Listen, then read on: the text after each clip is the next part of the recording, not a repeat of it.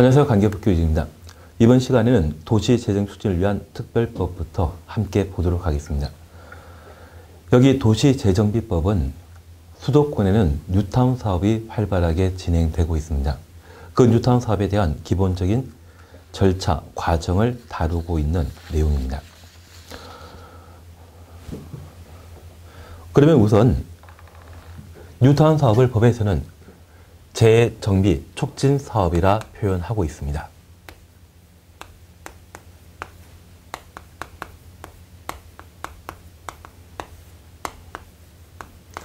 여기 재정비 사업은 정비 사업 등을 재정비 촉진 사업에 포함시켜 사업을 하게 되는데, 정비 사업을 시행하게 되면 정비 구역인 그 단위 면적이 10만 또는 5만 제곱미터 대상으로 사업을 시행하게 됩니다. 그런데 수도권에 뉴타운 사업을 시행하게 되면 그 단위 면적은 100만 제곱미터 또는 300만 제곱미터를 대상으로 실시하게 되는데, 그러한 정비 사업 10개 정도 규모가 뉴타운 사업의 대상이 되게 됩니다. 그러면 10만 제곱미터에 걸친 재정비 사업을 시행하게 되면 이곳에 새로운 건물을 만들고 사람들의 생활에 필요한 각종 기반시설과 공동이용시설을 각각 설치하는데, 그러한 기반시설과 공동이용시설의 규모는 어느 정도 제한될 수밖에 없습니다.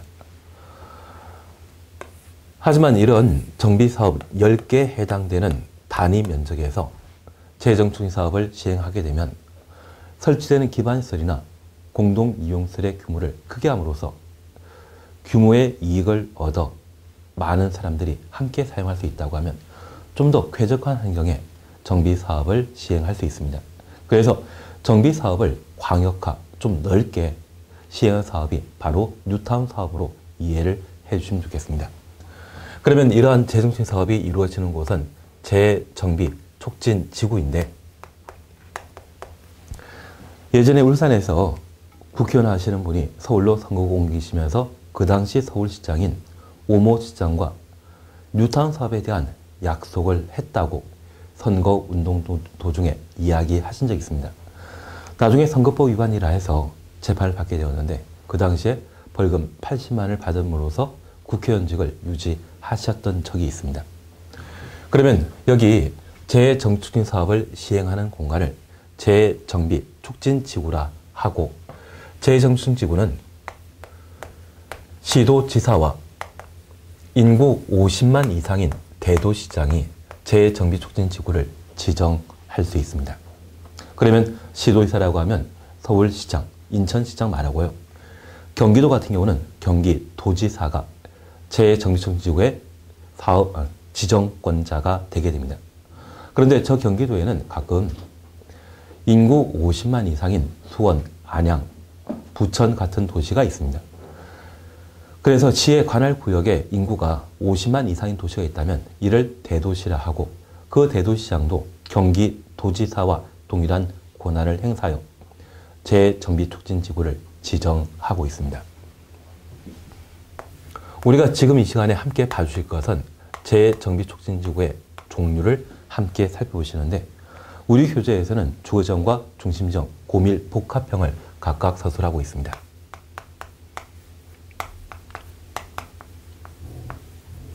여기 주거지형이라고 하면 주택이 밀집한 지역에 주거 환경을 개선하기 위해 실시하는 뉴타운 사업, 그 사업을 시행할 수 있는 곳을 주거지형 재정비 촉진지구로 지정하게 됩니다.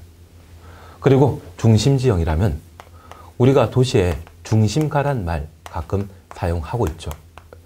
이러한 중심가는 보통 상업지역이 그 대상이 되게 되는데, 그 상업지역과 공업지역, 도심, 부도심을 대상으로 실시하는 재정비 촉진 사업이 있다고 하면 중심지형 재정비 촉진지구에 이루어지게 됩니다. 그리고 역세권이나 간선도로 교차지에는 고밀, 복합형 재정비 촉진 사업이 이루어지게 되는데, 여기 고밀이라고 하는 것은 고밀도를 의미하는 것으로 이해합니다. 우리가 재건축 사업과 관련되어 투자를 하게 되면 저층 아파트에 투자를 많이 하시죠. 층수가 낮은 것이 있다고 하면 그때는 저밀도라고 표현하고, 고층 건물이 만들어져 있다고 하면 그때는 고밀도란 말을 사용하게 됩니다. 그러면 역세권이라고 하면 도시의 중심가에 해당되는 것으로 개발사업하게 되면 고층 건물을 주로 만들겠죠. 그런 형태를 고밀복합형이라 표현하게 됩니다. 그러면 재정착지구는 주거지형과 중심지형, 고밀복합형으로 각각 구분하게 되는데, 특별히 노후 불량주택이란 말을 보게 되면 주거지형 재정비촉진지구에 대한 설명이고, 상업지역과 공업지역이란 말을 보게 되면, 또는 도심이란 말을 보게 된다면 그때는 중심지형에 대한 기본 설명입니다. 그리고 역세권 대상을 지시하는 재정비촉진 사업이 있다면 고밀 복합형으로 각각 구분해 놓습니다. 이러한 뉴타운 사업을 시행하기 위한 재정비촉진지구가 지정되게 되면 개발 계획에 해당되게 되는 재정비촉진 계획을 수립하고 결정 고시하게 되는데, 재정비촉진 계획이 결정되게 되면 계획에 따른 재정비촉진 사업을 시행하게 됩니다. 과거 기출문제 중에 13회 때는 도척법에 관한 문제를 하나 출제할 때 재정비촉진 사업의 종류를 물어본 적이 있습니다. 그래서 재정비촉진 사업은 1. 도정법에 따른 각종 정비사업 6가지와 2. 도시개발사업, 3. 시장정비사업, 4. 도시군계획설 사업으로 각각 구분하고 있는데, 그때 틀린 정답으로 주택법에 의한 주택건설사업을 들었던 적이 있습니다. 그러면 여기 도정법에 의한 정비사업, 재건축 재개발 사업을 뉴타운 사업 형태로 한다는 이야기입니다. 그리고 도시군계획설 사업이라면 사람이 인공을 가미하여 만드는 일체의 것들이 있다면 시설물이라 표현합니다. 그러면 그러한 시설 중에 주택이나 상가라고 하면 개인 돈으로 만들지만 도로, 학교, 그리고 인천공항 같은 그러한 시설이라고 하면 나라 돈으로 만들어야 되죠. 나라에서 주도적으로 만드는 시설이 있다고 하면 이를 도시, 군, 계획 시설이라 표현합니다. 그리고 신도시개발 사업과 관련된 도시개발 사업, 그리고 전통시장을 육성하기 위한 시장 정비 사업. 그래서 서울 같은 경우는 남대문 시장에 대한 현대화 사업을 시행하게 되면 시장 정비 사업이라 표현하는데, 이러한 4가지 형태를 현재 재정비 촉진 사업이라 표현합니다. 그래서 시도의사가 재정비 촉진 지구를 지정 고시하면 개발 계획인 재정비 촉진 계획을 확정, 결정한 때 그 개발 계획에 따라 재정비 촉진 사업 4가지가 진행되게 됩니다. 도척법은 우리 시험에 문제가 하나 출제되고 있기 때문에 이 정도를 한번 살펴놓습니다. 그리고 34페이지에 소방기본법에 관한 사항을 함께 살펴봅니다.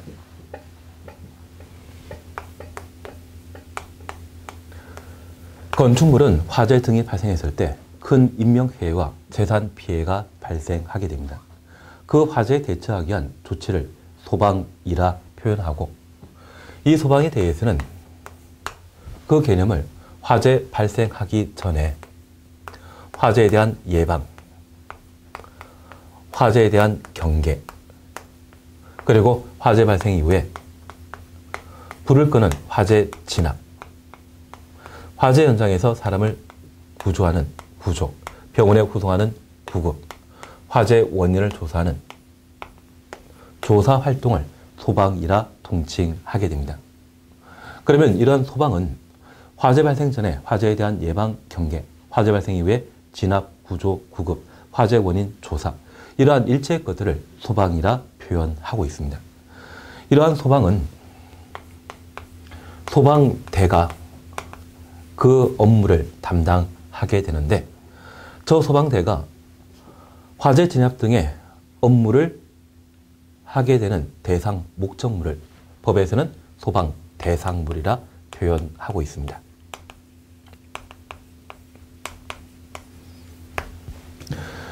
그러면 우리 교재에 용어 정의와 관련되어 소방 대상물 찾으셨죠?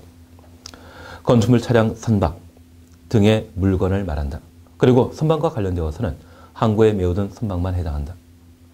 그러면 이 건축물 등에 화재가 발생하게 되면 그 화재를 진압하기 위해 소방대가 출동하게 되는데, 그 소방과 관련된 업무를 시행하는 대상 목적물을 소방 대상물이라 표현합니다.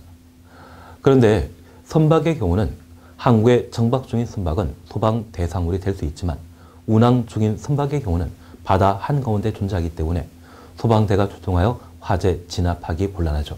그래서 운항 중인 선박은 소방 대상물에서 제외하고 있습니다. 일전에 세월호 사건이 발생했을 때 가장 먼저 현장에 출동한 것은 해양경찰이었습니다. 운항 중인 선박은 소방 대상물에서 제외한다는 점을 살펴놓습니다. 그리고 소방대를 우리가 함께 볼 수 있는데 이 소방대는 화재를 진압하고 화재 재해, 재난 등에 대처하기 위한 소방 조직을 소방대라 표현합니다. 현재 소방대에는 소방공무원과 의무소방원, 의용소방대원으로 구성되어 있는 점을 확인해 놓습니다. 그러면 이 소방대와 관련되어 잠깐 우리가 살펴볼 게 있습니다. 가끔 소방공무원을 지방공무원이라 표현하는 것 들어본 적 있죠. 현재 공무원은 국가직과 지방직으로 각각 구분하고 있는데 저 소방대에는 소방공무원이 포함되게 됩니다. 그러면 이 소방공무원과 관련되어 전국 소방조직의 책임자는 국민안전처 장관입니다. 앞으로 국민장이라는 말 쓰게 된다면 국민안전처 장관을 의미하는 것으로 이해해 놓습니다. 그리고 시도 단위의 소방조직의 책임자는 소방본부장입니다.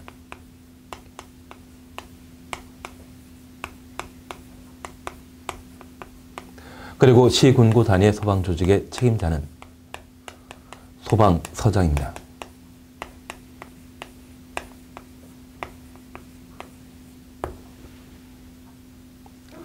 그러면 이 시도 단위 그리고 시군구 단위의 소방조직의 책임자인 소방본부장과 소방서장은 지방직 공무원에 해당되기 때문에 이들을 지휘 감독하는 자는 시도지사이지 국민안전처 장관이 아닙니다.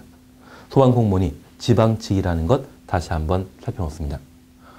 그리고 우리 의경이란 말 들어본 적 있는데 그 의경처럼 병역 문제를 해결하는 것을 의무 소방원이라 표현하고 그리고 의용 소방대원을 소방대라 표현하고 있는데 도에 속해 있는 시군에는 그 행정관할 구역이 서울과 비슷한 곳이 있습니다. 그러면 경주가 전국 행정관할 구역 중에 한 4번째에 해당되는 관할 구역을 확보하고 있는데 그곳의 정식의 소방조직은 소방서 하나입니다. 그러면 화재 발생 시에 충분히 대처하기 곤란하죠. 그래서 그 지역 주민들이 자발적으로 조직한 기구가 소방대이고 의용소방대이고 그 의용소방대 구성원은 의용소방대원이라 표현하는데 이들을 소방대라 표현하고 있습니다.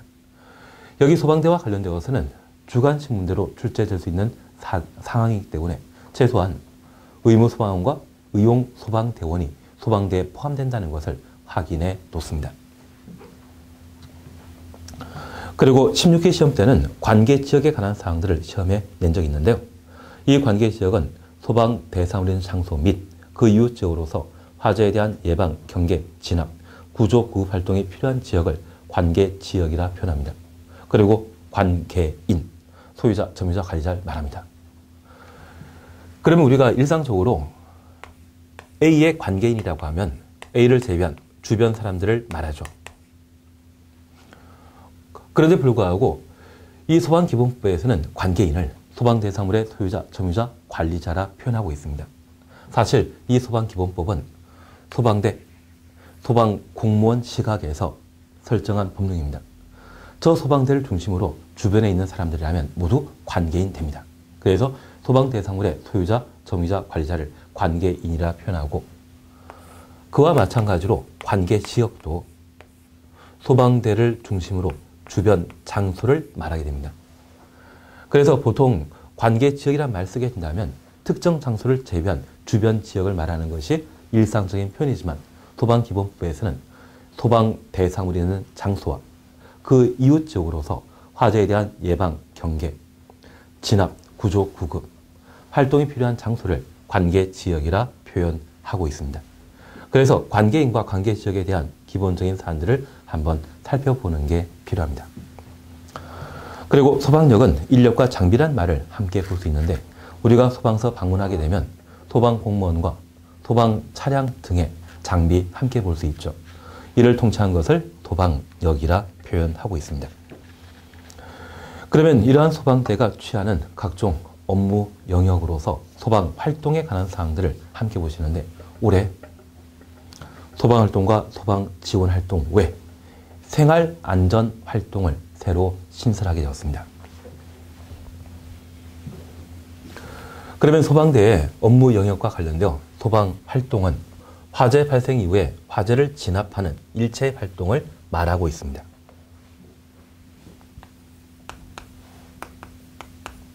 그리고 소방지원활동은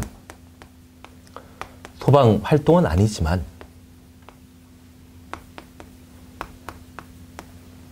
각종 업무 지원과 관련되어 취하는 조치를 소방지원활동이라 표현하고 있는데 가끔 집회가 이루어지게 되면 집회 도중에 여러 가지 원인으로 쓰러지는 사람, 일사병이나 무엇으로 쓰러지는 사람 발생하고 이들을 병원에 후송하기 위해 119 소방대가 주변에 대기하는 경우가 있습니다.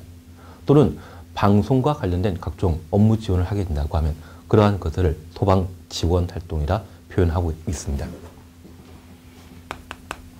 그리고 생활안전활동이라 함은 올해 신설된 사항인데 반드시 올해 시험을 위해 구분해 놓습니다. 여기 생활안전활동은 우리가 각종 생활을 하게 있어서 여러 가지 위험 요소가 발생하게 되는데 그러한 위험 요소를 제거하는 것을 생활안전활동이라 표현하고 있습니다. 그러면 위험 요소를 제거하는 것을 생활안전활동이라는데 가끔 도심 한가운데 말벌집이 만들어지는 경우 있죠. 그 말벌집 제거하는 것. 고드름이 크게 만들어지게 되면 날이 풀렸을 때 떨어지면서 지나가던 행인을 다치게 만들 수 있습니다. 그러한 위험 요소를 제거하는 것을 원한다? 생활안전활동이라 표현하게 됩니다. 그러면 소방활동은 화재 발생 이후에 화재를 진압하고 현장에서 사람 구조하고 병원에 후송시키는 구급활동, 그리고 화재 원인, 재산 피해 등을 조사하여 범죄가 성립되는지, 만약 화재를 과실로 일으켰다고 하면 실화죄가 성립되고 고의로 화재를 일으켰다고 하면 방화죄가 성립됩니다. 그리고 보험금 지급 문제 발생할 수 있죠. 그래서 화재 발생 이후에 일체 행위를 소방활동이라 표현합니다. 그러면 이 소방활동과 소방지원활동을 구분함에 있어서 우리 35페이지에 산불에 대한 예방, 진압, 산불 진압은 소방지원활동입니다. 우리 산림청에 헬기 배치되어 있는 것 알고 있습니까? 그러면 산불이 발생했을 때 산불 진압하는 것은 산림청 소속 공무원이 취할 일이고요. 소방공무원은 산불 진압과 관련되어 도움을 제공하게 된다면 소방활동이 아니라 소방지원활동에 해당하게 됩니다. 그래서 산불 진압하는 것은 소방지원활동이지 소방활동이 못 된다는 점 확인하시고 이 산불 진압이 산림청의 업무에 해당되기 때문에 헬기와 마찬가지로 산림청에도 헬기가 배치되게 됩니다. 그리고 두 번째입니다. 4번 보게 되면 화재, 재난재해로 인한 피해 복구. 화재 현장에 피해 복구하는데 소방공무원이 투입될 수 있습니다. 이는 소방지원활동입니다. 화재 발생과 시간적인 간격이 크기 때문에 화재 현장에 대한 피해 복구에 대해서는 소방활동이 아니라 소방지원활동으로 분류하고 있습니다. 그리고 3번 생활안전활동과 관련되어서는 위험 요소의 제거를 생활안전활동으로 설명하고 있습니다. 그래서 세 가지 소방대가 취하는 활동으로서 소방활동과 소방지원활동, 생활안전활동을 각각 구분하는 것이 이쪽에 주된 시험거리가 되고 있습니다. 소방기본법에 대해서는 이 정도만 함께 해놓습니다. 이제 제7장 화재 예방, 소방시설 설치, 유지, 안전관리에 관한 법률을 함께 살펴봅니다. 이쪽은 소방시설법에 해당되는 것으로서 소방시설의 설치, 유지 관리에 관한 사안들을 현재 다루게 됩니다. 그런데 이 소방시설법은 2016년 1월 말에 과거 소방시설법을 전면 개정하여 화재 예방 및 소방시설 설치 유지 안전관리에 관한 법률로 법률 명칭을 변경하게 됩니다. 그래서 현재는 시행령과 관련된 입법 예관도 없는 상황입니다. 그래서 법률로만 내용을 구성하게 되었는데 이 소방시설법은 사실 소방기술사, 소방기사와 관련된 자격증을 취득하는 데 필요한 법률 내용으로서 그 내용이 우리가 공부하게 되는 건축법이나 주택법의 내용과 맞먹습니다. 그런데 우리 시험에는 달랑 2문제 출제되기 때문에 시험에 나올 수 있는 필요사항들 위주로 내용을 정리해 나갑니다. 그 중에 첫 번째 우리가 함께 봐주실 것으로 이 소방시설법과 관련되어서는 소방시설의 종류를 우선 구분해 놓습니다.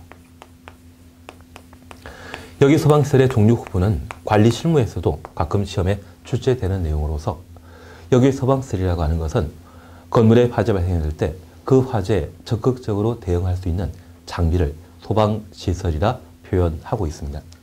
이러한 소방시설에 대해서는 화재를 직접 진압하는 소화설비, 그래서 건물 내부에 옥내 소화전이나 스프링클러 등이 설치된다고 하면 불 끄는 데 직접 이용할 수 있는 장비이죠. 그러한 것들을 소화설비라 표현합니다. 그리고 화재가 발생한 건물 밖으로 탈출할 수 있는 비상 유도등 등이 있다면 이를 피난설비라 표현하고 있습니다. 그리고 화재 발생 사실을 알리는 자동 화재 탐지기, 단독형 경보기 등이 있다고 하면 이를 경보설비라 표현하고 불을 끌 때는 물을 공급할 필요 있죠. 그래서 불 끄는 데 필요한 물을 공급하기 위한 소화 용수 설비가 있습니다. 소화전 등이 있다고 하면 소화용 설비에 해당되게 됩니다. 그리고 화재를 진압하는데 도움을 제공하는 시설 설비가 있다면 소화 활동 설비라 표현하고 있는데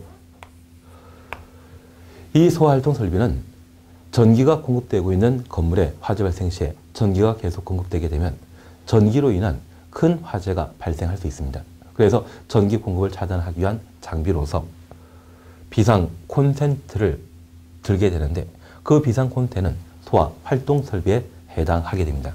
현재 소방시설은 소화설비, 피난설비, 경보설비, 소화용설비, 소화활동설비 5가지로 구성되어 있다는 점을 확인해 놓습니다. 그리고 2번 소방시설 등입니다. 소방시설과 비상구 등을 말하는데 여기 비상구는 하나의 추진문으로서 기계 장비와는 관계없죠. 그래서 이 비상구를 피난설비라 하시면 안 됩니다. 그러면 이 비상구와 그 밖의 소방시설을 통칭한 것을 소방시설 등이라 표현하고 있습니다. 그래서 소방시설 등의 범위 무엇인지 한번 확인해 놓습니다. 그리고 3번 특정 소방 대상물입니다. 소방기본법에서는 소방대가 소방과 관련된 업무를 실시할 수 있는 목적물을 소방대상물이라 했습니다. 저 소방대상물과 구분되는 개념으로 특정 소방대상물이 있는데 소방대상물 중에 뭔가 확보되었을 때 특정이라는 용어를 붙여줍니다. 여기 소방대상물의 가장 대표적인 형태가 건축물인데요. 그러한 건축물 중에 화재에 적극적으로 대응하기 위해 건물 내부에 소방시설이 갖춰진 것이 있다면 이를 특정 소방대상물이라 표현합니다. 그래서 이 특정이란 말은 소방대상물 중에 소방시설이 확보된 때 특정 소방대상물이라 표현하고 있습니다. 그러면 이러한 특정 소방대상물에는 우리 주변의 주택으로서 아파트와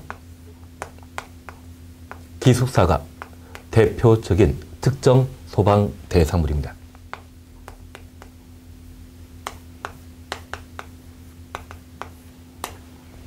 그러면 아파트 기숙사를 제외한 단독택과 연립, 다세액은 특정 소방대상물이 못 되는데 아파트에는 화재 감지기나 자동식 소화기가 각각 설치되어 있지만 단독택에는 소화기 없는 곳 있죠. 그래서 저 소방시설의 설치 유무에 따라 소방시설이 갖춰졌다고 하면 특정 소방대상물이고 소방시설이 없다고 하면 그때는 소방대상물로 표현하게 됩니다. 그래서 용어 정의와 관련되어서는 이 정도를 한번 살펴놓습니다. 그리고 2번 소방특별조사입니다. 여기 소방특별조사와 관련되어서는 아주 과거에 화재 발생 우려가 높거나 화재 발생 시에 큰 인명, 재산 피해가 발생할 염려가 있는 소방 대상물에 대해 화재 발생 시에 어떻게 진압할 것인지, 화재를 어떻게 진압할 수 있을지, 화재를 어떻게 예방할 것인지 이를 미리 파악하기 위해 실시하는 소방금사를 3년 전에 소방특별조사로 명칭을 바꿔놨습니다. 그래서 소방검사가 지금은 소방특별조사라 표현하게 되는데, 저 소방특별조사는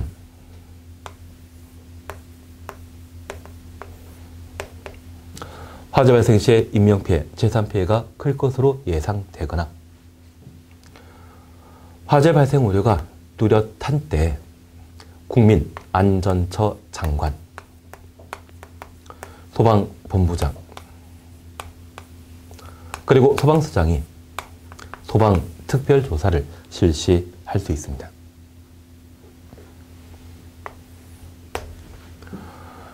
그러면 이러한 소방특별조사를 실시하게 된다고 하면 그 소방특별조사 대상물에 관한 문제가 있는데요. 이 소방특별조사 대상물에 대해서는 공정하고 엄격하게 선정해야 되고, 가끔 괘씸죄로 소방특별조사 대상이 되어서는 안 되겠죠.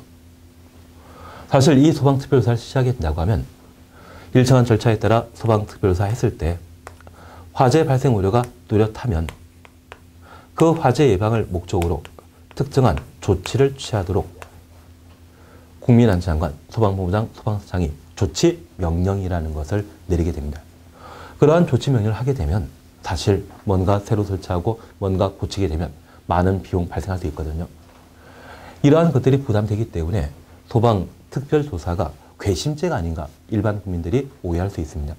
그걸 해결할 목적으로 저 소방특별조사 대상에 대해서는 공정하고 엄격하게 그 대상을 선정하도록 하고 있는데, 특별히 이번에 법을 개정하여 국민안전처 장관이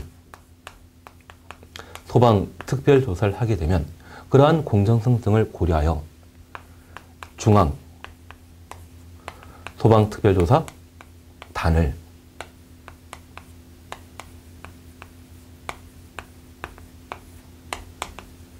편성, 운영하도록 법령을 개정했습니다.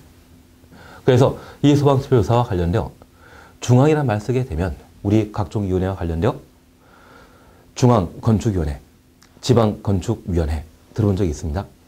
그래서 중앙이라는 말 쓰게 되면 장관 밑에 직속 기구이고, 지방이라는 말 쓰게 된다고 하면 이때는 시도, 시군구 단위에 두는 것이죠. 특별히 중앙 소방특별조사단이라는 말 보게 되면 얘는 국민안전처에 있을 때는 기구라는 것을 구분해 놓습니다. 그래서 우리 36페이지 보시니 국민안전장관, 소방본부장, 소방서장은 관할 구역에 소방특별조사 실시할 수 있고, 특별히 이번에 국민안전장관은 소방특별조사 할 때 필요하면 중앙 소방특별조사단을 편성하여 운영할 수 있다. 그래서 중앙기구로서 중앙 소방특별조사단이라는 것을 확인해 놓습니다. 그리고 소방특별조사 실시하게 된다고 하면 소방특별조사 실시 사실을 사전에 통보하도록 되어 있습니다. 그래서 7일 전에 소방특별조사 대상이라는 것을 미리 통지하도록 되어 있고요. 현장에 방문하게 되면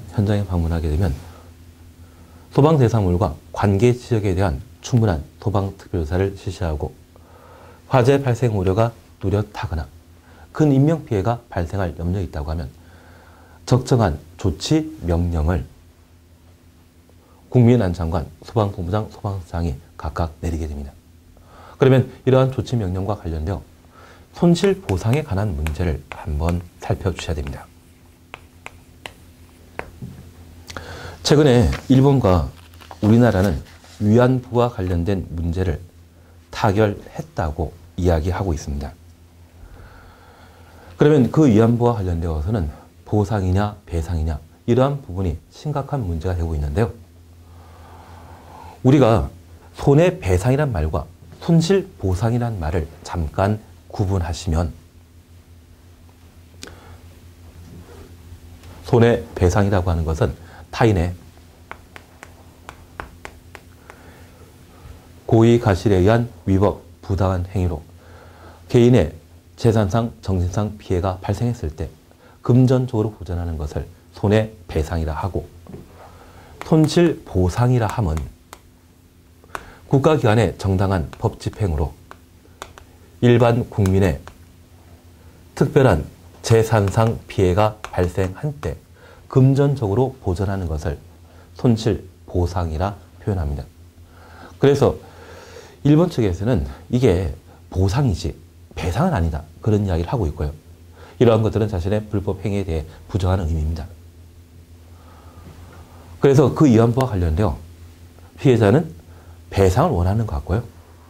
일본에서는 보상만 해주겠다, 그런 차이가 있습니다.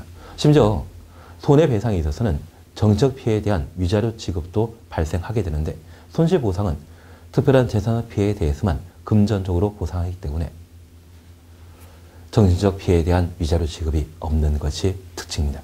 그래서 이번에 10억 엔 정도 마련했다고 하는데, 살아계신 분들이 한 50명 안 된다더라고요. 그 개개인에게 돌아갈 돈이 한 1,800만 원, 2천만 원이 채 안 된다고 이야기합니다. 그러한 것들은 정신적 피해에 대한 고려가 없는 보상이기 때문에 그런 일들이 있지 않나 싶습니다. 그러면 우리 손해배상이라는 말과 손실보상의 용어 차이 조금 이해되셨습니다. 그러면 잠깐 이해해 줄 게 있습니다. 최근 몇 년 사이에 아파트 1층에는 어린이집이 만들어지면서 1층의 프리미엄 가치가 올라가는 걸 보신 적 있죠? 사실 영유아 보육법에 대한 개정 이전에는 어린이집이나 유치원을 2층, 3층에 만드는 경우가 있었습니다. 그런데 2010년 정도에 법령을 개정하여 2010년 이후에는 1층에만 어린이집을 만들도록 했거든요. 그러면 2010년 이전 법령 개정 전에 2층, 3층에 존재하는 어린이집은 불법이다, 적법이다, 기득권 존중 차원에서 적법한 것으로 파악하게 됩니다. 그런데 이러한 어린이집에 소방 특별조사 실시하게 되면 어린이들은 화재 발생 시에 신속한 탈출이, 피난이 곤란하기 때문에 건물 외벽 일부를 해체하고 피난시설에 해당되는 미끄럼틀을 설치하라 요구할 수 있죠. 그리고 이것이 임대차 계약에 따른 상황이라면 기간이 만료되는 때 주인에게 원상 회복하고 반환해야 됩니다. 이것 재산상 피해 발생한 것이죠.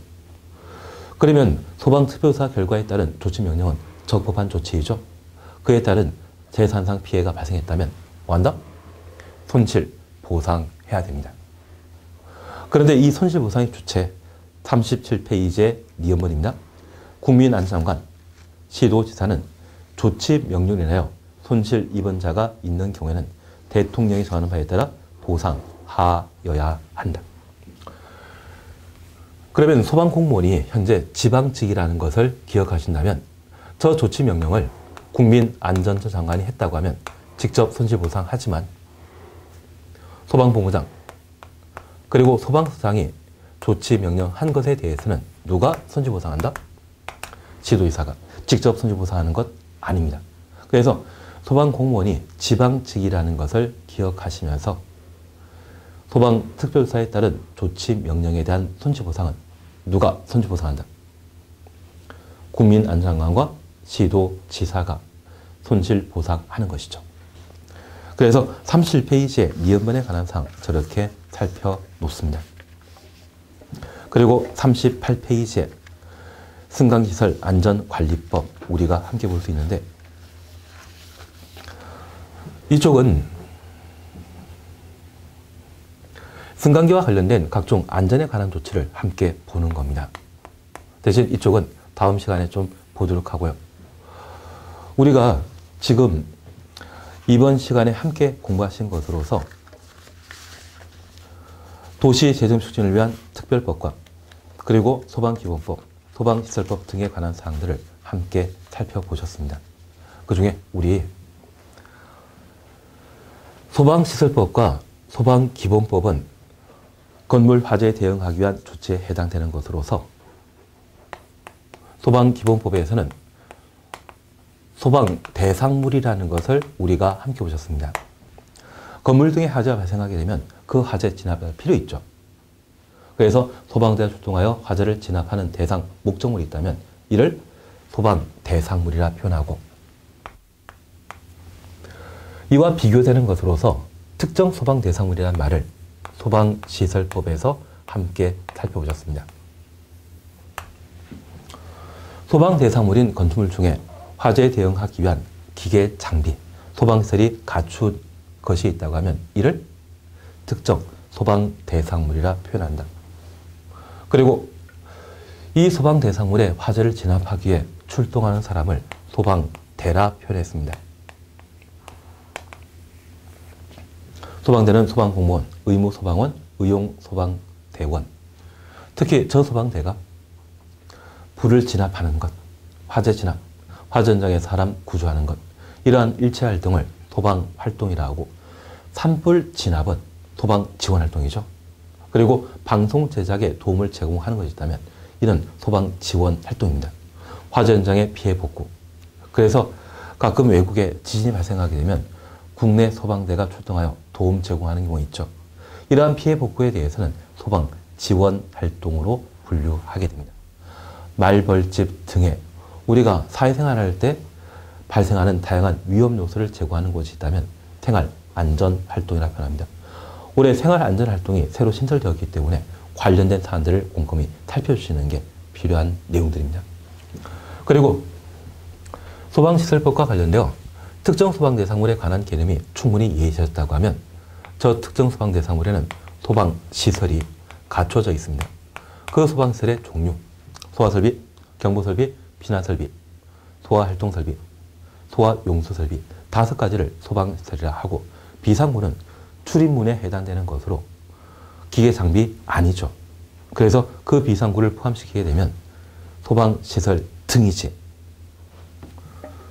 비상구가 피난 설비에 해당되는 것은 아닙니다. 그리고 이러한 특정 소방 대상물에 소방시설이 제대로 작동하고 있는지, 화재 발생 시에 충분히 대처할 수 있는지 소방 공무원이 파악할 필요가 있습니다. 그때 실시하는 것을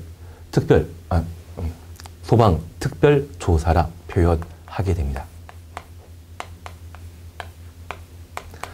여기 소방 특별조사에 대해서는 자주 기출문제에 등장하는 것으로 이를 실시하는 자, 국민안전관과 소방본부장, 소방서장이라는 것 기억하시고, 이들이 조사하고자 한다면 조사 대상자에게 미리 알려야 되죠. 며칠? 7일 전에 조사한다는 것을 사전에 통보하게 됩니다. 소방특별조사 결과 화재 발생 우려가 뚜렷하다고 하면 그 화재에 대응하기 위해 충분한 조치를 명령하게 됩니다. 조치 명령은 국민안전관, 소방본부장, 소방서장이 하게 되지만 그에 따른 재산상 피해에 대해서는 누가 손실보상한다? 국민안전처 장관과 시도지사가 손실보상하게 됩니다. 그래서 소방본부장과 소방서장은 지방 공무원이기 때문에 그에 따른 손실보상은 직접 보상하는 것이 아니라 누가? 시도지사가 손실보상한다는 것을 꼭 한번 구분해 놓습니다.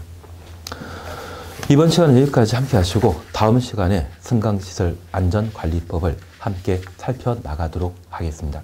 수고하셨습니다.